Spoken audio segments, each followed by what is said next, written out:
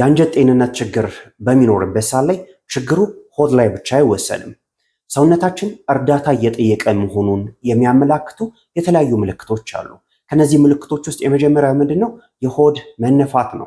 ሁለተኛው ምልክት የሆድ ድርቀት ወይም ተቅማጥ ነው። ሶስተኛው ምልክት ከፍተኛ የሆነ ድካም ነው። ከፍተኛ የሆነው ድካም ለምን እንደሚከሰተው የአንጀት ጤንነት ችግር ስላለ የተመገብነው ምግብ በስርዓቱ ወደ አንጀታችን አይመጠጥም። በዚህ ምክንያት ከፍተኛ የሆነ ድካም ይገጥመናል ማለት ነው። አራተኛው ምልክት ቆዳ ላይ የተለያዩ ችግሮች ይከሰታሉ።